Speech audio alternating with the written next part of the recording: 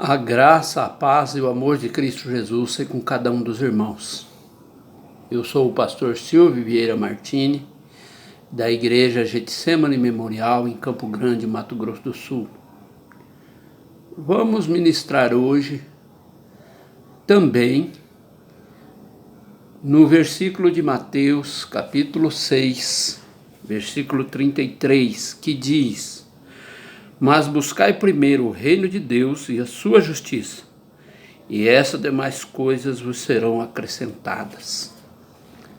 No vídeo anterior eu disse que essas demais coisas, do qual se refere o versículo, por isso Jesus fala sobre elas do versículo 25 até o 32. E no 33 ele dá essa instrução para buscarmos primeiro o reino de Deus e sua justiça. Hoje eu quero falar de a sua justiça, a justiça de Deus. Nós imaginamos que somos justos. Na maioria das vezes, cremos piamente que somos justos. Aliás, cremos que somos mais justos do que os outros. Mas, às vezes, não é assim. O que é justiça? A justiça, academicamente, fala que justiça é dar ao outro aquilo que lhe é de direito. Mas conseguimos fazer isso? Dar a cada um aquilo que é dele? Ou imaginamos que não? Ou imaginamos que aquilo que ele deseja é injusto, não é dele? Por isso, irmãos, eu quero falar algumas coisas acerca da justiça de Deus. Primeiramente, Deus é justo. Ele, na verdade, é o único que é justo, que realmente pratica a justiça e faz o que realmente é justo. No Salmo 119, versículo 137 diz: Justo és, ó Senhor, e retos são os teus juízos. Sim, Deus é justo e os juízos dele são justíssimos. Mesmo que para nós parece que não. O Senhor é justo. E o que ele está fazendo é justo. Porque, ao nosso ver, talvez não seja. Mas ele faz aquilo que é justo ao seu julgamento, ao julgamento de Deus. O que às vezes nós não imaginamos que seja. Esse versículo que nós lemos faz parte do Sermão do Monte. O Sermão do Monte começa no versículo 1 do capítulo 5 de Mateus e vai até o último versículo do capítulo 7, o versículo 28. Então, tudo que está entre o versículo 1 do capítulo 5 até o versículo 28 do capítulo, 29 do capítulo 7 de Mateus, é o Sermão do Monte. E esse versículo que nós lemos faz parte do Sermão do Monte.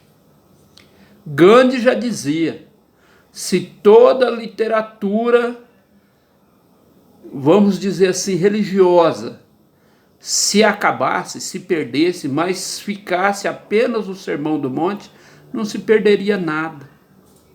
Nada se perderia. O Sermão do Monte abrange todas as religiões, todas as coisas. E Gandhi tinha uma maneira bem própria de falar disso. Ele chamava de filosofia de Cristo. Então, irmão, às vezes nós não imaginamos que o Sermão do Monte seja tão rico. Então, esse versículo que nós lemos: buscai primeiro o reino de Deus e sua justiça, e essas demais coisas lhe serão acrescentadas, está no Sermão do Monte. Mas eu quero ler um outro versículo do Sermão do Monte que abrange um princípio de Deus. O versículo 12 do capítulo 7. Portanto, tudo que vós quereis que os homens vos façam, fazei-lhe também vós, porque esta é a lei e os profetas. Jesus está dizendo: você quer cumprir a lei e os profetas? Lembrando que Jesus veio no tempo da lei. Bastava fazer aos outros aquilo que você queria para você mesmo. Isso, irmãos, é um princípio, que é o princípio da semeadura. Você faz para receber. Você dá para receber. Você colhe o que você já plantou. Ninguém colhe o que não plantou, não tem como. E você colhe segundo a sua espécie. Então, irmãos, hoje, falando de justiça, você imagina que você é justo? Como eu perguntei no início, nós imaginamos, na maioria das vezes, que somos justos. Mas você sabia que Deus conta conosco aqui na terra para sermos justos? Lá em 2 aos Coríntios, no capítulo 5, o versículo 21, mas eu vou ler o 20 e o 21 para entendermos. De sorte que somos embaixadores da parte de Cristo, como se Deus por nós rogasse.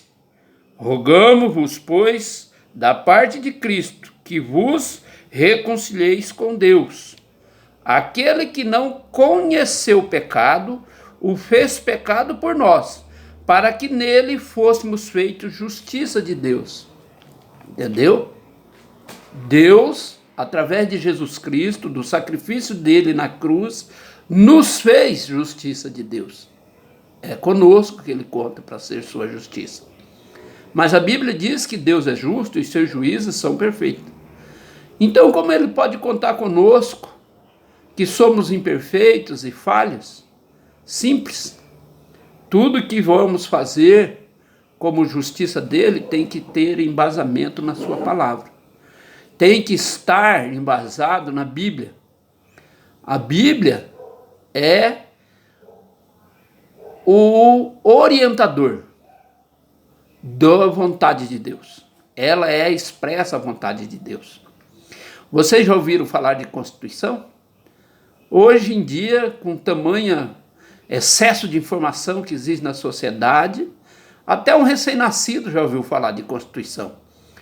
Aliás, às vezes até eu imagino que o recém-nascido, o médico pega ele, acaba de pegar ali no parto, e ele olha para a mãe e fala: e aí, mãe, tá sabendo dos meus direitos na Constituição? Eu tenho direitos. A maioria de nós sabe disso. Somente esquecemos dos deveres, né? Os deveres constitucionais, de não pegar o que não é nosso, de não exigir o que não temos direito. Pois é, todos nós sabemos da Constituição e somos cheios de exigir o que nela expressa como direito. Mas ela também tem deveres. Da mesma forma, a Bíblia. A Bíblia é a Constituição de Deus. Ela é a Constituição do céu. Lembrando que o salmista disse: o céu é do Senhor e a terra é dos filhos dos homens. Então o céu é dele. Lá eu não posso apitar. Ah, não, mas eu vou para o céu, lá eu vou fazer isso e aquilo. Tudo bem, é o que você pensa. A Constituição, que é a Bíblia, a Constituição do dono do céu, que é a Bíblia, não diz isso. Lá, primeiro, você não entra porque você quer. Entra porque ele, o dono, pagou o preço por você. Ele deu o seu filho Jesus para morrer, para você adquirir o direito de entrar no céu. Irmãos, é um direito entrar no céu, mas nem todos entrarão. Por quê? Porque não cumpre os pré-requisitos constitucionais lá. O que a Bíblia diz. Ah, pastor, o senhor está com exagero, se eu for bonzinho eu entro. Não, não tem nada a ver com bondade. A Constituição não vê o que é bom e o que é ruim. A Constituição vê o que é direito, o que é justo. E o que é justo é o que ela diz que é justo, não o que eu imagino. Então, irmãos, lá no livro de João, o Evangelho de João, no capítulo 1, versículo 12, diz assim: ele veio para os seus, mas os seus não o receberam. E então ele foi dado àqueles que o receberam, e lhes deu poder para serem feitos filhos de Deus. Nós, irmãos, nós que o recebemos, fomos feitos, filhos de Deus. Foi dado um poder para ser feito filho de Deus. Vamos ler o versículo para entender melhor? Mas a todos quantos, o 11, a partir do 11, veio para o que era seu e os seus não o receberam. O 12, mas a todos quanto o receberam, lhes deu o poder de serem feitos filhos de Deus, ao que creram no seu nome. Irmãos, isso é o que diz a Constituição do céu, a Bíblia. Não é para todos, é para aqueles que o receberam. Então, irmãos, para entender isso, Deus nos fez justiça dele na terra. Mas como eu sei que eu sou justo? Não somos justos. Não somos justos e nem queremos ser. Somos justificados pelo sangue de Jesus. E a partir do momento em que eu começo a praticar a justiça de Deus, segundo a Bíblia, então eu sou a justiça dele aqui na terra. É por isso que ele disse isso, que eu preciso ser feito justiça de Deus. Lá no versículo 12 do capítulo 7 de Mateus, que fala que eu quero o que eu quero, eu tenho que fazer para os outros, isso faz parte da justiça de Deus. Tudo que você quer, tudo que você imagina que tem direito de receber, você tem que fazer para os outros. Ah, não, mas eu não faço ideia do que é. Então tenta imaginar assim, irmãos. Cada vez que eu ir na cidade, eu gostaria de ter um estacionamento seguro para parar meu carro, para eu fazer minhas compras com tranquilidade. Pois é, irmãos, toda vez que você encontra uma vaga de estacionamento, você para certinho nela, ou você põe o seu carro atrapalhando o outro, parando em duas vagas, você para o seu carro sozinho, atrapalhando quem vem depois de você. É assim? Então você não vai ter o que é justo, que é uma vaga segura para você. Às vezes, irmão, nós não imaginamos essas pequenas coisas. Mas tenta imaginar, irmãos, você indo fazer compra no supermercado. E você está garoando. E você entra no estacionamento e procura a vaga e só tem uma. E a garoa começa a engrossar e naquela vaga tem um carrinho vazio que alguém largou lá. O que você imagina? Você pensa na pessoa que deixou lá e abençoa a vida dele? Ou você pragueja?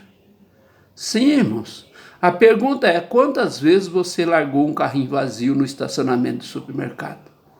Ah, pastor, mas isso é bobeira. Pois é. Mas é injusto para o próximo que vem, para o outro que ainda vai chegar e vai estacionar naquela vaga que você deixou ocupada com o seu carrinho de compra vazio. Comece a imaginar essas pequenas coisas, irmão. Não precisa ir longe. Não, irmãos.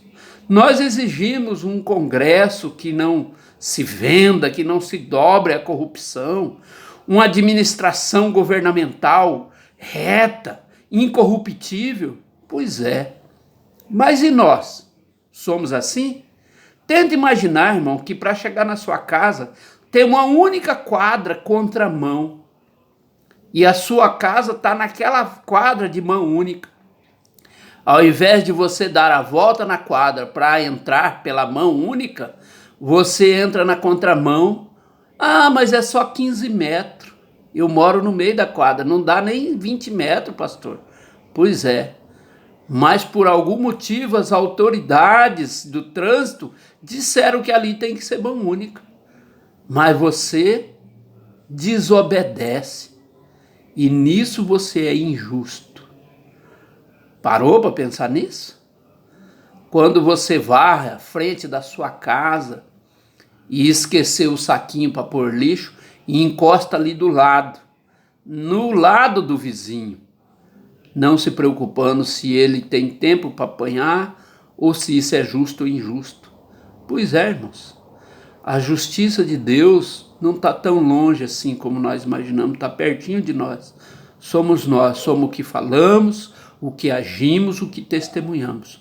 Na verdade, nós somos cartas vivas de Deus. Nós somos a Bíblia que os outros leem. O que eu faço fala mais alto do que eu falo. Eu posso gritar as coisas que são de direito, mas se eu não fazê-las, de nada adianta. O que eu faço grita mais alto do que eu falo. Lembre-se disso. Nós somos a justiça de Deus na terra. Se você ainda não aprendeu a ser justo, irmão, começa a buscar. Para encerrar, eu vou ler um versículo do livro de Tiago. Tiago, capítulo 1. Tiago 1. Vou ler 2 versículos, 19 e 20. Sabei isto, meus amados irmãos, mas todos os homens sejam prontos para ouvir, tardio para falar e tardio para se irar. Porque a ira do homem não opera a justiça de Deus. A ira do homem não opera a justiça de Deus.